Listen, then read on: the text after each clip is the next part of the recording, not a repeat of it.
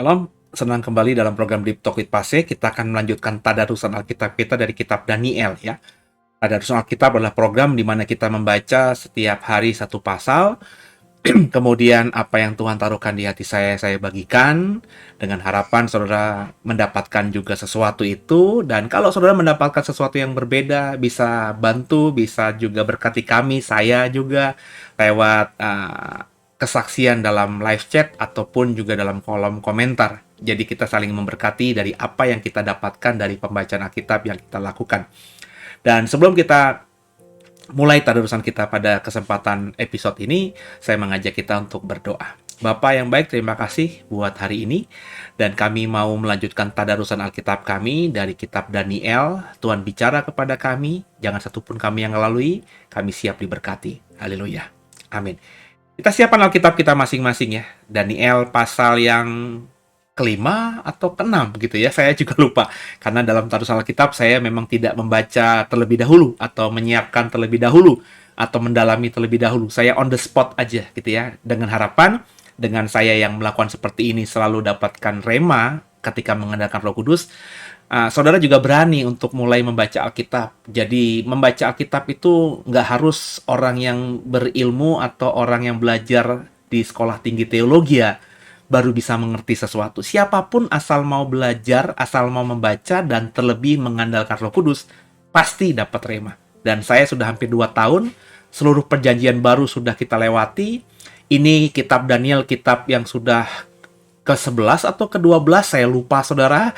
Jadi hampir sepertiga perjalanan perjanjian lama sudah kita lakukan. Kita sudah bertadarusan Alkitab hampir sepertiga perjanjian lama. Dan saya selalu mendapatkan hal yang baru ketika membaca Alkitab ini bersama saudara gitu ya. Yuk kita siapkan Alkitab kita masing-masing terlebih dahulu. Kami perlukan keajaiban-Mu. Kami butuhkan sentuhan tangan-Mu. Kami tak dapat jalan sendiri. Kami perlu Kau, Tuhan.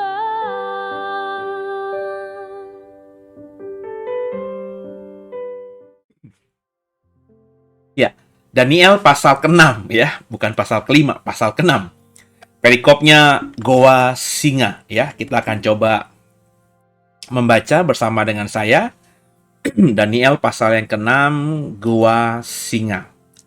Bersama ya, 3-1 ya. Lalu berkenanlah Darius mengangkat 120 wakil-wakil raja atas kerajaannya. Mereka akan ditempatkan di seluruh kerajaan.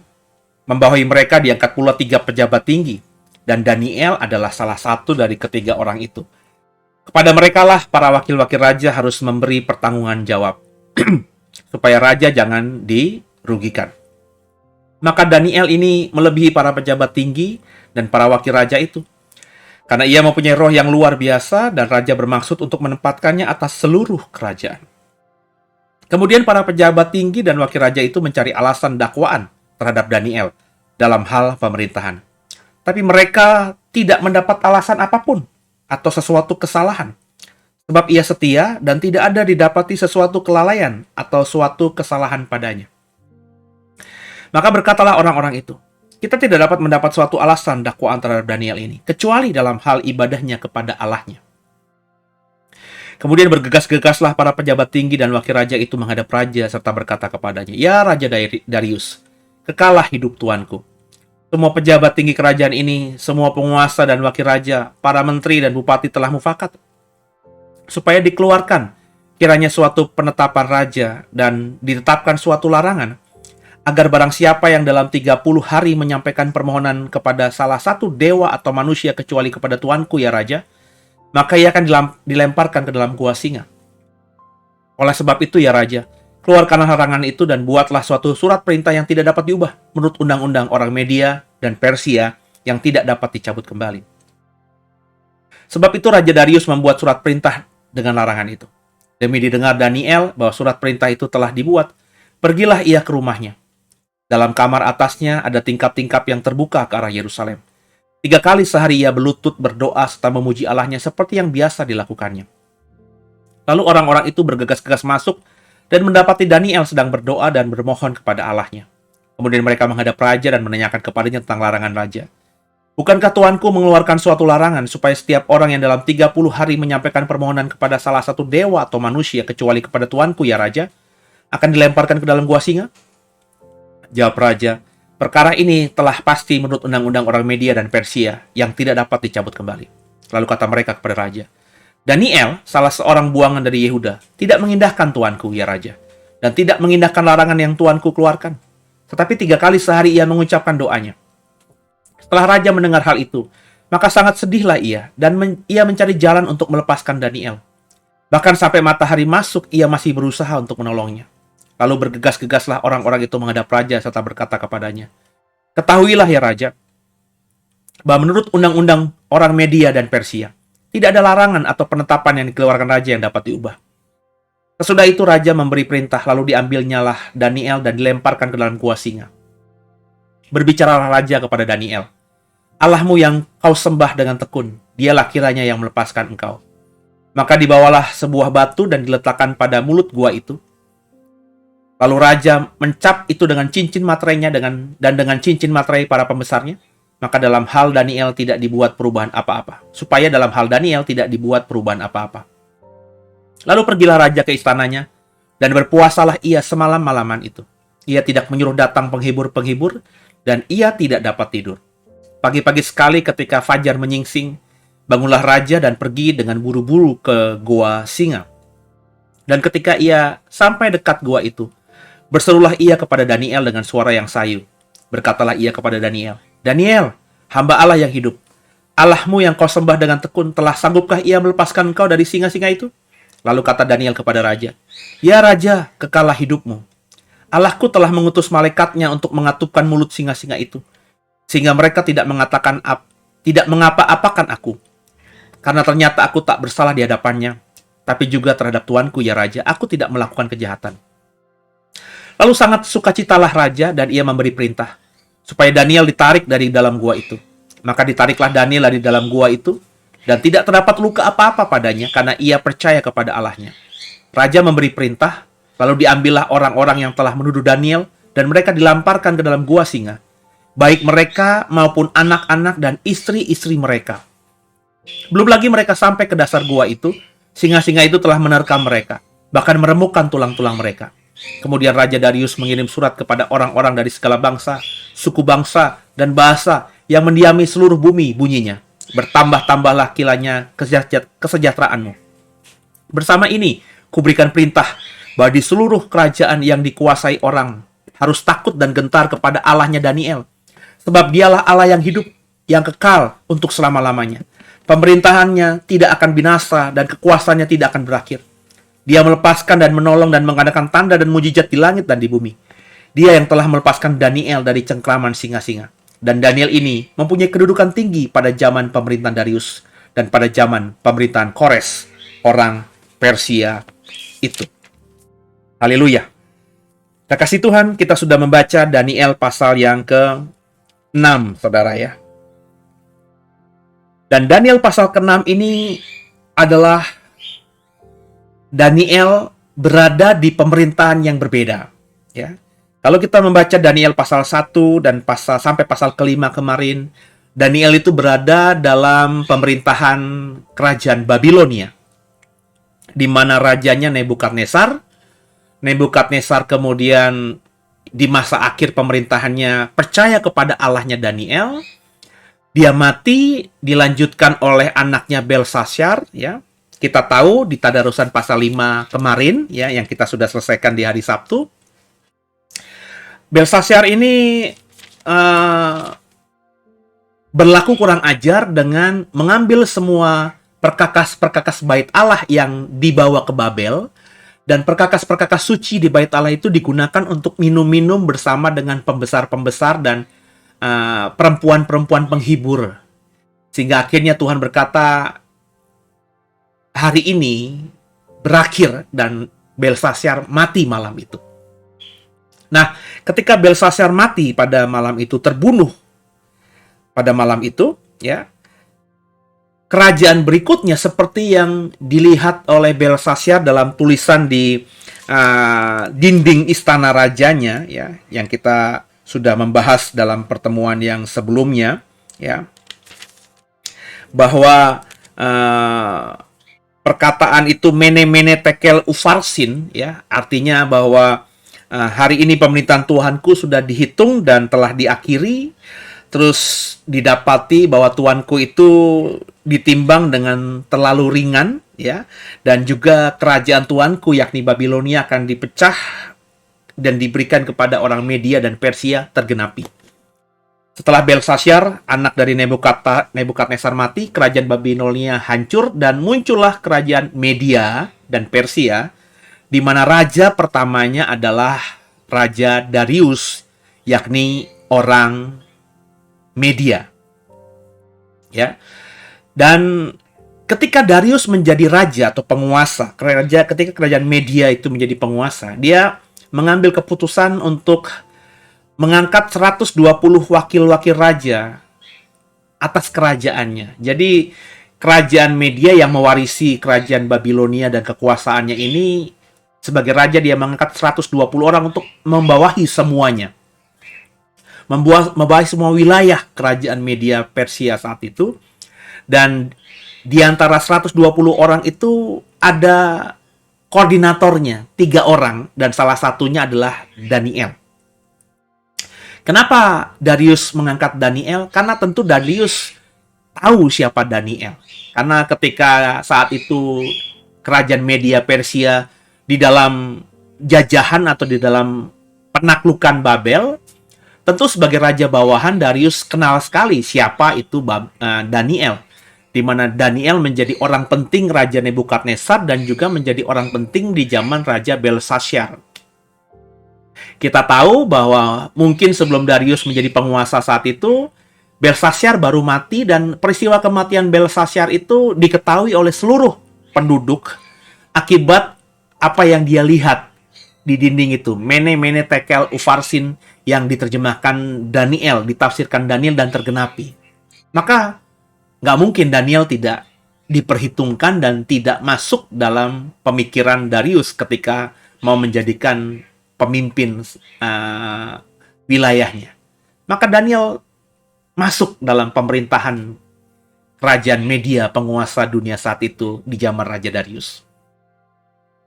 Dan Daniel ini dikatakan tadi lebih luar biasa, ya, melebihi para pejabat tinggi dan wakil raja, karena ia dikatakan di ayat 3 mempunyai roh yang luar biasa, sehingga akhirnya raja berniat untuk menjadikan dia bukan cuma salah satu dari 3 penguasa Babel, tapi menjadikan dia pemimpin yang tertinggi di antara semuanya. Mungkin mau menjadikan Daniel seperti Perdana Menteri begitu, mungkin ya. Sebab kalau dikatakan raja berniat untuk menempatkannya atas seluruh kerajaannya, berarti ya mungkin setelah raja, di bawah raja, Daniel ini. Ya mungkin seperti gambaran Yusuf di Perjanjian Lama di zaman pemerintahan Firaun. Firaun itu raja, simbol penguasa tertinggi, tapi yang merunning pemerintahannya, yang menjalankan pemerintahannya adalah Yusuf. Sama mungkin Darius berpikir demikian. Aku raja, tapi yang menjalankan pemerintahan semuanya sampai ke tetek bengeknya, sampai ke hal-hal kecilnya, biarlah nanti Daniel yang memang ku tahu kelihatan sekali, penuh dengan roh dan hikmat. Saya tidak mau bicarakan hal-hal yang lain, tapi saya digerakkan untuk mengatakan bahwa begitu luar biasanya Daniel. Sehingga raja sudah berganti 3 kali. Rezim pemerintahan sudah berganti 2 kali. Raja Nebukadnezar, dia jadi orang penting. Raja Belshazzar, Raja Babel, anaknya Nebukadnezar, dia jadi orang penting. Ketika raja ketiga, Darius, menjadi penguasa, dia juga jadi orang penting. Rejim Babilonia, dia jadi orang penting. Ketika rejim Babilonia jatuh, runtuh, digantikan rejim Media, dia tetap jadi orang penting. Luar biasa ya. Berapa banyak kita bisa melihat di republik ini, ada seseorang yang tetap menjadi orang penting di republik ini ketika pemerintahan berganti. Ya. Hari ini kata orang di pemerintahnya Pak Jokowi nggak ada menteri yang lebih hebat daripada Pak Luhut Panjaitan. Karena semuanya dikasih kepercayaan kepada dia. Ada masalah di dalam perekonomian, dia menjadi kayak ketua tim untuk menyelamatkan, yang supaya bisa mempercepat sehingga bisa ketemu solusinya. Ketika COVID kemarin, padahal ada menteri kesehatan, ada menteri koordinator apapun, tetap Pak Luhut yang diminta untuk menjadi ketua untuk mempercepat masalah COVID bisa selesai di Indonesia. Hari ini pengamat politik mengatakan kayak Pak Luhut itu adalah menteri yang berkuasa, paling berkuasa, dan tak tergantikan. Tapi perhatikan Pak Luhut di dalam pemerintahan sebelumnya. Di zamannya Pak SBY, nggak kita dengar Pak Luhut menjadi menteri. Ya. Memang kita tahu di zamannya Gus Dur, Pak Luhut sempat menjadi menteri. Saya lupa di zamannya Bu Mega apakah Pak Luhut menjadi menteri apa tidak. Tapi seingat saya sih tidak. Di zamannya Gus Dur seingat saya iya gitu ya. Tapi hanya beberapa waktu kan, tidak lama. Intinya saya ingin mengatakan bahwa di Republik ini, ketika ada menteri yang berkuasa, bahkan saya sangat yakin nanti ketika menteri atau presiden berganti, saya sangat yakin Pak Luhut tidak akan bisa menjadi menteri yang hebat lagi di zaman rejim yang baru. Karena tentu pemerintahan yang baru ingin meninggalkan legacy atau warisan yang baik, bahwa semua yang dikerjakan ya hasil keringatnya. Maka saya percaya orang-orang hebatnya Pak Jokowi mungkin saja tidak akan dipakai lagi oleh pemerintahan yang baru nanti. Mungkin saja ya. Dan ini terbukti dari pemerintahan Pak Karno ke Pak Harto ke Pak Habibie, ke Pak Harto ke Pak Habibie mungkin karena cuma selisih setahun, menterinya masih sama, tapi ketika reformasi menentukan presiden terpilih langsung, yakni Pak Abdurrahman Wahid atau Gus Dur, kemudian Megawati, kemudian ke Pak SBY, hampir semua menterinya Megawati dan Gus Dur tidak lagi dipakai oleh Pak SBY. Dan ketika Pak SBY sudah selesai 2 periode, hampir semua menterinya Pak Jokowi tidak ada yang sebelumnya menjadi menterinya Pak SBY, kecuali Bu Menteri Keuangan. Tapi dalam periode kedua pun Menteri Keuangan sempat menjadi salah satu petinggi di Bank Dunia kan. Jadi sempat keluar dulu, baru masuk lagi di zamannya Pak Jokowi, Bu Menteri Keuangan ya, Bu Ani ya. Jadi intinya sulit gitu ya. Nggak masuk akal gitu, rejim berganti, orang ini tetap menjadi tangan kanan dari rejim yang berganti-ganti itu. Nah, Daniel mematahkan stigma itu. Di zaman Nebukadnezar, bahkan ketika Belshazzar anaknya menjadi raja, Daniel sempat terpinggirkan, tapi karena kebijaksanaan yang dari Tuhan itu tak terbantahkan, akhirnya Daniel naik lagi. Belshazzar nggak bisa lagi memungkiri bahwa Daniel ini orang hebat. Dan ketika bahkan rejim Babel hancur, muncul rejim baru yakni media, Darius tetap menganggap Daniel luar biasa, karena memang faktanya Daniel lebih luar biasa daripada yang lainnya. Dan ketika mau diangkat menjadi orang kedua di bangsa, di kerajaan Media, maka banyak orang yang mungkin keluarga dari raja, pangeran-pangeran, orang yang merasa dia yang paling berhak dan lain sebagainya, itu mulai gundah gulana dan merancang sebuah konspirasi menjatuhkan Daniel. Mereka ngobrol kan dalam cerita tadi. Kalau kita cari kesalahannya Daniel, kita nggak temukan. Dalam pemerintahan, dalam segala hal, nggak bisa kita temukan kesalahan. Ya, Daniel orang yang lempeng, orang yang menjalankan aturan. Ini pun harus kita garis bawahi. Bahwa meskipun Daniel bekerja pada raja kafir, benar ya? Karena Tuhannya raja tersebut dan agama yang diimani oleh kerajaan tersebut berbeda dengan imannya. Tapi sebagai bawahan, perhatikan baik-baik, Daniel patuh terhadap semua aturan yang dilakukan. Kecuali ketika raja memerintahkan bahwa nggak boleh berdoa kepada Tuhannya, hanya boleh berharap dan meminta kepada sang raja. Nggak boleh ada penyembahan kepada dewa-dewi sepanjang waktu tertentu. Nah, ketika perintahnya seperti itu, Daniel tidak melakukannya. Kenapa? Karena selain Daniel memang taat sama semua aturan yang berlaku di kerajaan Media, Dia tunduk sehingga dia tidak didapati kesalahan apapun. Dia lempeng orangnya. Tapi Daniel, di ayat-ayat yang barusan kita baca, nampak jelas telanjang sekali bahwa dia menempatkan Tuhan di atas segala-galanya. Ada cerita tadi, ketika Daniel mendapatkan informasi bahwa raja memerintahkan hal seperti itu, bahwa nggak boleh ada orang yang berdoa, yang beribadah, ya, selama 30 hari kepada dewa, tuan, atau sesembahannya selain kepada raja. Maka Daniel, Alkitab katakan tadi apa? Coba kita lihat ya. Sebentar.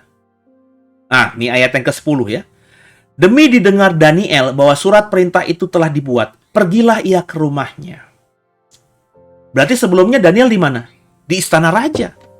Sebagai tangan kanannya raja, dia tinggal di istana. Berarti selama dia tinggal di istana itulah dia didapati informasi oleh banyak orang, berdoa dengan luar biasa kepada Tuhannya. Dan di istana raja itu Daniel berdoa dengan kiblat ke Yerusalem. Tapi ketika Daniel mendengar bahwa ada perintah raja demikian, dengan hikmat yang dari Tuhan, dia keluar dari istana. Dia bukan orang yang bodoh juga, yang bukan beriman tanpa hikmat gitu. Jelas-jelas ada larangan tidak boleh beribadah kepada dewanya. Daniel dengan sengaja melanggar perintah itu terang-terangan dengan cara tetap beribadah kepada Elohim di istana. Tentu akan jadi batu sandungan dan lain sebagainya. Daniel bukan orang yang bodoh demikian. Daniel akhirnya keluar dari istana dan masuk ke rumahnya. Kenapa? Karena dia terbiasa setiap hari berdoa 3 kali dengan kiblat ke Yerusalem di istana raja. Ketika raja memerintahkan nggak boleh selama 30 hari beribadah kepada dewa masing-masing, hanya boleh memohon, meminta kepada dirinya, maka Daniel tidak mau melanggar perintah itu secara terbuka. Daniel keluar dari istana untuk masuk ke rumahnya, agar tetap bisa beribadah kepada Tuhannya dengan kiblat ke Yerusalem. Tapi lebih private, tidak terbuka. Tapi rupanya apa yang dikerjakan Daniel ini sudah diamati oleh orang-orang yang memang berniat jahat terhadapnya. Diikuti Daniel. Dan ketika Daniel di dalam rumahnya naik ke Sotoh untuk berdoa ke arah Yerusalem, digerebeklah kurang lebih. Tertangkap basah bahwa Daniel sedang berdoa dengan kiblat ke Yerusalem dan dilaporkan kepada raja. Dan dari ayat-ayat yang kita baca itu kita tahu juga bahwa Darius itu bukan saja trust kepada Daniel, tapi sudah sayang kepada Daniel. Jadi cintanya, sayangnya, dan kepercayaannya kepada Daniel itu sudah kayaknya tidak bisa terbantahkan. Selain sebagai raja, dia tahu sekali kapasitas Daniel. Tentu sikap dan perasaannya kepada Daniel ini dipengaruhi dari cerita Daniel dengan raja-raja sebelumnya. Track recordnya Daniel yang baik itu yang dia dengar, ternyata terbukti ketika dia jadi penguasa. Bagaimana Daniel loyal kepadanya dan menolong dia memimpin kerajaan Media. Jadi Darius itu bukan cuma percaya kepada Daniel, tapi sudah cinta. Cinta dan percayanya sudah benar-benar penuh kepada Daniel. Sehingga Alkitab katakan ketika laporan itu sampai kepada raja, hatinya raja hancur. Dan dia berusaha mencari cara untuk menyelamatkan Daniel. Bahkan Alkitab katakan sampai matahari terbenam. Ya kan? Sampai matahari, bahasanya tadi apa tuh ya? Sebentar. Oke, ini. Ayat 14. Setelah raja mendengar hal itu, maka sangat sedihlah ia dan ia mencari jalan untuk melepaskan Daniel. Bahkan sampai matahari masuk, ia berusaha untuk menolongnya. Dia sudah perintahkan menjadi undang-undang bahwa seorang siapapun yang selama 30 hari menyembah atau meminta, berdoa, memohon kepada dewanya akan dimasukkan ke gua singa, hanya boleh beribadah, memohon, berdoa, menyembah aku. Itu perintah titah raja. Meskipun raja percaya kepada Daniel, apa yang dilakukannya ini ya sesuatu yang normal dalam kehidupan zaman itu, bahwa raja memang dihormati sebagai dewa. Kenapa dia tidak minta pertimbangan Daniel? Karena tadi yang menyarankan itu banyak orang Dan raja meskipun percaya kepada Daniel, dia juga percaya kepada orang-orang lain. Ditaruhnya sebagai pejabat A, pejabat B, itu kan raja juga percaya. Ketika mereka semuanya berkonspirasi bersama-sama, bermufakat, raja mungkin tidak menyadari bahwa mereka sedang merencanakan hal yang jahat kepada Daniel. Sehingga nothing tulus saja, raja iya. Karena raja juga mungkin tidak berpikir Daniel akan menentang undang-undang ini. Tapi ketika raja akhirnya mendapati bahwa Daniel itu diam-diam tetap berdoa kepada Allahnya dengan kiblat ke Yerusalem, raja hancur hati. Karena tidak berpikir Daniel akan seperti itu. Dan dia berusaha menyelamatkan Daniel. Tapi tadi, desakan karena sudah menjadi undang-undang, itu tidak bisa membuat raja menyelamatkan Daniel. Sehingga akhirnya Daniel terpaksa dengan sedih hati dilempar ke gua singa. Dan Alkitab mengatakan bahwa ketika Daniel dilempar ke gua singa, ya, raja berkata kepada Daniel begini, Allahmu yang kau sembah dengan tekun, dialah kiranya yang melepaskan engkau. Artinya, raja ketika meminta pegawai-pegawainya, algojo-algojonya untuk melemparkan Daniel ke gua singa, raja mengikuti. Daniel mungkin diseret dengan tangan terborgol oleh para algojo di depan, raja mengikuti dari belakang dengan hati yang hancur, karena orang yang dia sayang, orang yang dia percaya, terpaksa harus dia bunuh karena undang-undang yang dia buat. Tapi ketika Daniel mau dimasukkan ke dalam gua singa itu, raja berbisik kurang lebih, semoga Allahmu menyelamatkan engkau. Maka ketika Daniel dilemparkan ke gua singa itu, Alkitab juga katakan, raja tidak selesai sedihnya. Meskipun dia memateraikan pintu itu dengan materainya sehingga akhirnya tidak ada yang bisa membuka karena sudah dimaterai oleh materai raja. Alkitab katakan tadi, semalam-malaman ia pergi ke istananya dan berpuasa. Dikatakan ia tidak menyuruh datang penghibur dan ia tidak dapat tidur. Jadi seperti biasanya setiap malam sebelum tidur raja pesta pora. Mengundang penghibur-penghibur, mabuk, joget sana, joget sini. Rupanya itu budaya saat itu. Budaya seorang raja yang hidupnya berkelimpahan dengan keduniawian gitu. Ya. Tapi hal itu tidak dilakukan raja malam itu ketika dia melempar Daniel ke gua singa.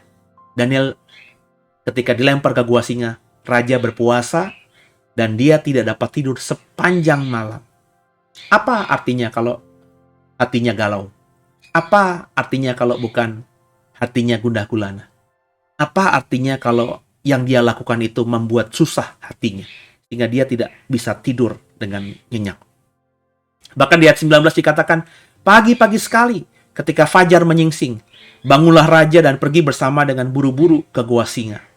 Dan ketika ia sampai dekat gua itu, berserulah ia kepada Daniel, Daniel hamba Tuhan yang hidup, Allahmu yang kau sembah dengan tekun, sanggupkah ia melepaskan kau dari gua-gua singa itu? Dengan kalimat raja bersuara dengan sayu, sebenarnya kan itu udah hopeless gitu. Karena raja nggak ngomong dengan yakin, Daniel, masih hidup nggak kau? Dengan kalimat di terjemahan LI, raja bersuara dengan sayu. Artinya raja sebenarnya di otaknya, di logikanya, meyakini bahwa apa yang dia tanyakan itu sesuatu yang nggak mungkin ada yang bisa menjawab. Karena logikanya, seseorang yang dilempar ke gua singa, dan ketika dilempar ke gua singa tentu singanya sedang dalam keadaan lapar, maka orang itu tidak akan bisa bertahan. Andai kata singanya masih kenyang, tapi ketika ada mangsa dan jam sudah berlewat, malam sudah berganti pagi, tentu ada masanya jiwa hunting atau pemburu dari singa itu muncul dan akhirnya mencabik-cabik tubuh siapapun yang dilempar itu. Maka raja berpikir ya nggak mungkin lah Daniel masih bersuara. Maka dia ngomongnya, Daniel, apakah Allahmu itu berhasil menyelamatkan kau?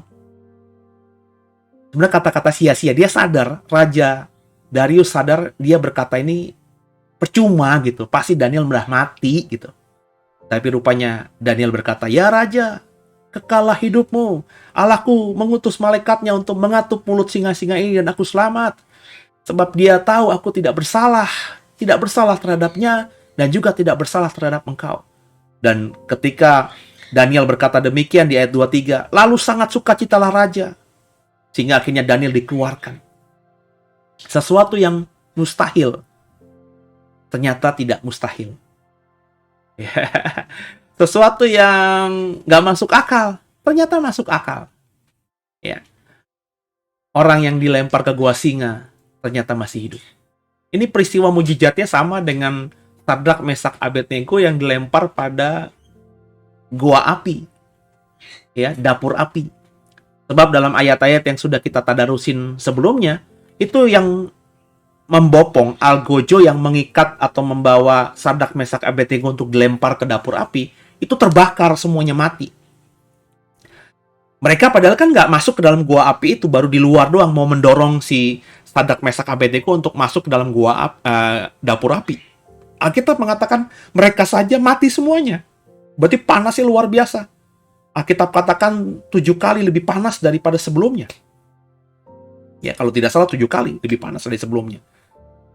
Tapi Sadrak, Mesak, Abednego masih hidup. Bahkan raja mengintip ada 4 orang. Dan orang keempat itu mukanya seperti anak dewa. Kurang lebih apa yang Tuhan manifestasikan dalam mujizatnya menyelamatkan Sadrak, Mesak, Abednego digenapi juga atas Daniel. 4 orang sahabat ini mengalami ujian yang luar biasa sama. Dengan problematika yang kurang lebih sama. Sadrak, Mesak, Abednego tidak mau menyembah kepada patung yang dibangun oleh Nebukadnezar. Sedangkan Daniel melanggar perintah raja yang melarang tidak boleh menyembah kepada dewa atau kepada Tuhannya. Tapi Daniel tetap berkeras hati untuk menyembah kepada Tuhan 3 kali sehari menghadap kiblat Yerusalem. Dan ketika Daniel selamat, raja sukacita karena memang raja sangat sayang sama Daniel. Akibatnya yang terjadi apa? Raja memutarbalikkan segalanya. Orang yang berkonspirasi mencelakakan Daniel itu dilempar ke gua singa berikut dengan anak dan istri mereka masing-masing. Jadi dipastikan yang dilemparkan ke gua singa itu bukan 1, 5, 10 orang. Karena dikatakan tadi semua pembesar-pembesar raja bermufakat. Orang-orang yang merasa bahwa karir politiknya dilangkahi oleh Daniel, karena Daniel mau dijadikan penguasa atas kerajaan Media Persia, itu kan tentu bukan 1-2 orang yang sakit hati dan lain sebagainya. Ya taruhlah 10 orang, paling minimum. 10 pejabat tinggi yang merasa paling berhak dan menganggap Daniel nggak layak, yang berkonspirasi, taruhlah cuma 10. Kalau mereka punya istri 1 saja, dan itu sesuatu yang nggak mungkin, sebab dalam budaya saat itu, orang yang disebut pejabat, orang yang disebut kaya raya, aristokrat, itu istri lebih dari 1 banyak, saudara. Taruhlah istrinya 1, berarti sudah 20 orang. Anaknya berapa? Zaman itu nggak ada KB. Suami istri terbiasa punya anak yang banyak. Taruhlah juga cuma 2. Berarti ada 40 orang, saudara. Benar ya? Yang dilempar ke gua singa itu. Dan Alkitab mengatakan semuanya, bahkan sampai tulang-tulangnya hancur karena singa-singa itu menerkam mereka. Bahkan sebelum mereka sampai ke dasar goa. Jadi kalau itu seperti stadion gitu ya, tingginya sekitar 3 meter, mereka diturunkan dari atas, mereka belum sampai bawah, masih bergelantungan di dinding-dinding, mereka sudah dicabik-cabik, dan tulang mereka sudah hancur, diterkam oleh singa-singa yang lapar itu. Kekasih Tuhan, apa yang bisa kita pelajari dari cerita ini? Dari cerita ini kita harus meyakini bahwa Tuhan is the best. Tuhan yang luar biasa. Apapun itu, jangan menggoyahkan imanmu kepadanya. Daniel sadar bahwa nyawa taruhannya. Sebab dilempar ke gua singa itu ya artinya dibunuh. Tapi meskipun Daniel tidak sotoy gitu, Daniel tidak frontal menentang raja dengan dia meninggalkan istana, padahal dia biasanya ya menyembah Tuhan di istana raja dengan kiblat ke Yerusalem. Dia tinggalkan istana, dia ke rumah. Tentu pikirannya Daniel berkata, kalau aku menyembah Tuhan di rumah, tentu bisa aku rahasiakanlah. Jadi aku tidak melanggar hati nurani yang harus berdoa kepada Tuhan, sekaligus juga aku tidak menentang raja yang tentu dihormati Daniel secara langsung. Daniel adalah orang yang punya kebijaksanaan luar biasa. Ya, makanya saya mengajak kita untuk punya hikmat bijaksana seperti ini. Jadi mungkin nanti ada suatu masa, saudara, bahwa ada perintah untuk tidak boleh lagi beragama gitu. Andai kata ya saudara ya, ada perintah ke depan di Republik ini, misalnya Indonesia menjadi komunis gitu, andai kata gitu saudara ya. Dan beragama, termasuk beragama Kristen itu dilarang gitu. Ya, kalau saudara memang punya iman yang luar biasa, tetap menyembah Tuhan, memuji, menari-nari bagi Tuhan di tengah jalan, sehingga akhirnya kau ditangkap pemerintah dan dibunuh saat itu, ya silahkan saja kalau rohmu memang seperti itu. Tapi juga kita tidak bisa menyalahkan orang yang seperti Daniel yang punya hikmat. Oh, kita berarti sekarang ini nggak boleh mengekspresikan iman kita karena undang-undang tempat kita tinggal sebagai warga negara mengatur itu. Makanya udah kita beribadah diam-diam saja. Kita berdoa diam-diam saja. Kita tetap menunjukkan diri di depan pemerintah sebagai warga negara yang baik, tapi sebenarnya iman kita kepada Tuhan terus kita praktekkan dalam ibadah yang menyesuaikan kondisinya. Apakah salah seperti itu? Belajar dari Daniel tidak salah. Itu yang namanya orang bijaksana. Tapi ketika akhirnya kita dengan tulus berusaha melakukan semua itu dengan baik, dan akhirnya kita ditangkap, ketahuan, faktanya apakah Daniel tidak diinterogasi? Daniel tidak bisa membela diri. Daniel bisa membela diri. Membela diri dengan berbohong bisa saja. Raja, aku di rumah tuh tidak ngapa-ngapain kok. Mereka saja yang berniat jahat dan bermufakat jahat. Saya percaya kalau Daniel membela diri seperti itu, dan karena raja sudah percaya dan juga sayang sama dia, raja bisa lebih mendengarkan Daniel dibandingkan orang-orang yang lain itu.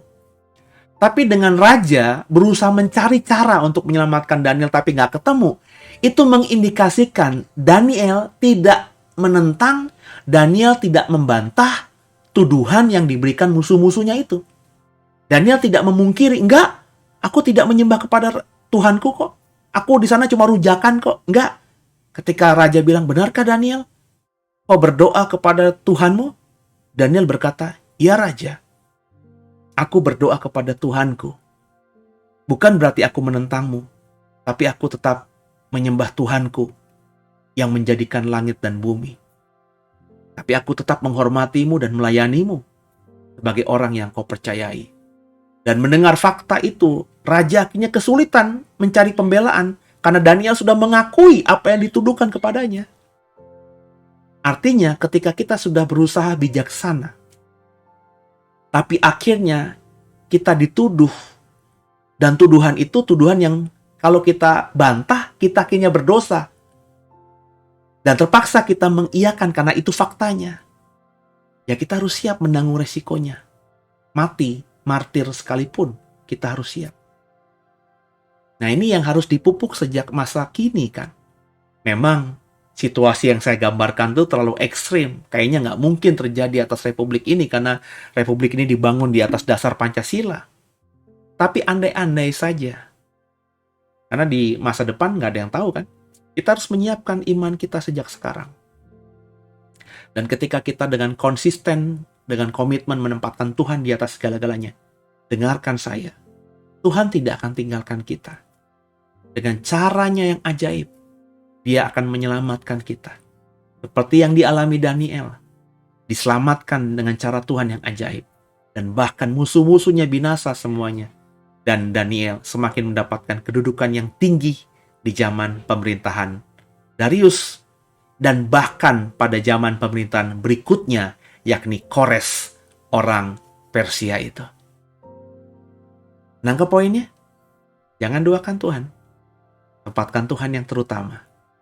Yang terutama di dalam hidup ini.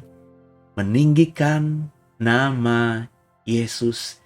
Jadikan Yesus yang terutama di atas segala-galanya. Seperti Daniel diberkati, kau dan aku pun akan diberkati. Haleluya. Terpujilah nama Tuhan.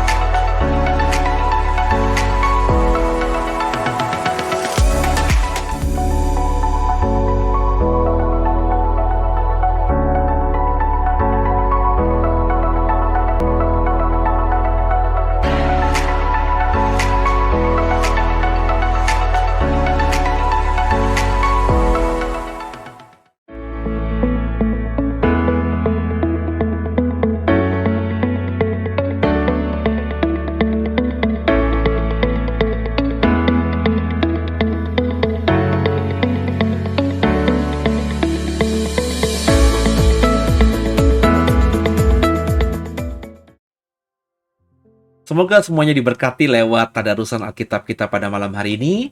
Dan kalau diberkati, boleh tolong di-subscribe kalau belum men-subscribe channel YouTube ini, The Warriors. Dan bisa tolong dikasih like, dan juga di-share link ini kepada yang lainnya. Dibagikan link ini kepada yang lainnya, supaya rekanmu, sahabatmu, saudaramu yang belum kenal link ini jadi tahu dan bisa ikutan tadarusan Alkitab bersama ke kita. Ya, sehingga yang bertumbuh imannya bukan cuma saya dan saudara, tapi lewat perkenalanmu, banyak orang lain yang bisa juga bertumbuh imannya lewat komunitas kita ini. Gitu saudara ya. Dan terima kasih buat semuanya, terima kasih buat doanya. Kalau sudah mau mendukung dalam dana, ada nomor rekening yang tersedia, bisa disupport program ini, link ini, channel ini, pelayanan kami, The Warriors Digital Ministry, supaya semakin hari bisa semakin berkembang gitu ya. Terima kasih buat segala-galanya. Tuhan Yesus memberkati. Sebelum kita akhiri, kita tundukkan kepala, kita doa. Makasih Tuhan buat malam hari ini. Buat hari ini kami sudah mendengarkan tadarusan Alkitab kami. Kami belajar, kami diajar tentang bagaimana kami harus menempatkan Tuhan yang terutama. Menempatkan Tuhan yang terutama tidak harus selalu frontal bertentangan dengan dunia. Butuh bijaksana sehingga kami bisa terus menempatkan Tuhan yang terutama, tapi di mata dunia kami juga tidak dianggap orang yang menentang. Sehingga akhirnya kami bisa melakukan dua-duanya dengan baik, tidak melanggar salah satunya. Tapi andai kata kami pun harus memilih, kami mau belajar seperti Daniel, kami akan lebih menempatkan Tuhan di atas segala-galanya, meskipun mati adalah konsekuensinya. Mampukan kami Tuhan. Kami percaya Tuhan sanggupkan kami bisa punya iman seperti Daniel. Ampuni salah dosa kami. Yesus Kristus adalah Tuhan Juru Selamat kami yang hidup. Dan ke dalam tangan-Mu lah kami serahkan tubuh, jiwa, dan roh kami. Haleluya. Amin. Selamat istirahat. Semoga diberkati. Sampai jumpa di tadarusan Alkitab besok. God bless you all.